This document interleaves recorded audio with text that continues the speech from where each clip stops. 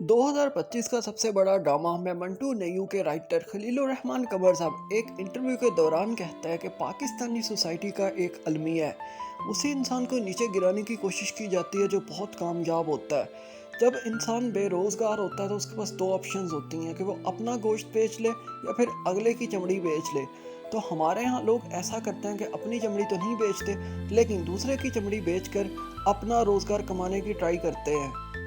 क्योंकि कुछ Pakistani old actresses हैं जिसमें मरीना खान, नादिया खान और अतीका ओडो शामिल है, जिनको काम तो नहीं मिलता पाकिस्तानी ड्रामा इंडस्ट्री के अंदर। अतीका ओडो तो फिर भी कोई ना कोई ड्रामा कर ही लेती है, लेकिन नादिया खान, मरीना खान तो बिल्कुल काम से महरूम है।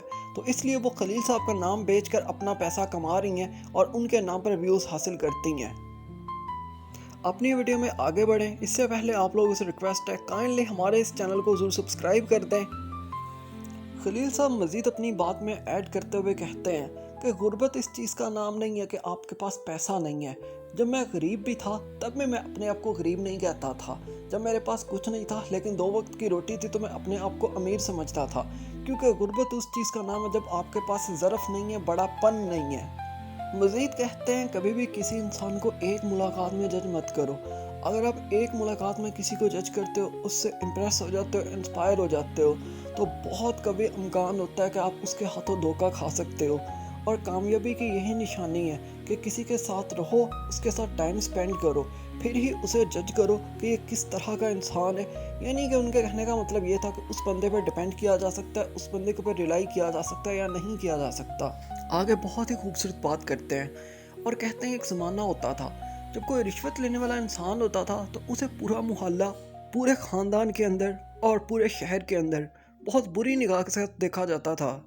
उसके पास जितना मर्जी बड़ा घर होता था या जितना भी पैसा होता था, लोगों को पता होता था इसकी आमदनी हराम की है, और उसको इतना ज़्यादा कॉम्प्लेक्स फील करवाया जाता था कि वो शहर छोड़ के ही चला जाता था या लोगों का सामना नहीं करता था। उसे पता होता था कि लोग उससे नफरत करते हैं और उसको घटियापन की निगाह से देखते हैं। लेकिन कहते हैं आज का ज़माना चेंज हो गया।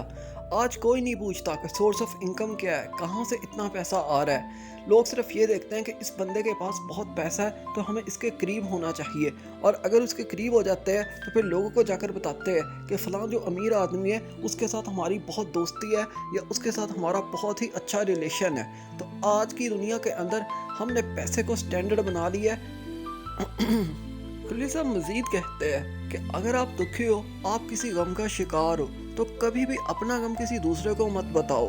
क्योंकि ये कहा जाता है नॉर्मली कि अगर गम को किसी के साथ शेयर करो तो वो कम हो जाता है। तो खलील साहब का कहना है कि अगर गम को किसी के साथ शेयर करते हो तो वो कम तो नहीं होता, लेकिन आप खुद को नंगा कर देते हो, अपनी कमज़ोरी, अपनी वीकनेस अगले के सामने रख देते हो और बता देते हो आप कितने मजबूर हो और आप किस फेज़ में गुजर रहे हो, यानी उसे आप पर हंसने का मौका देते हो।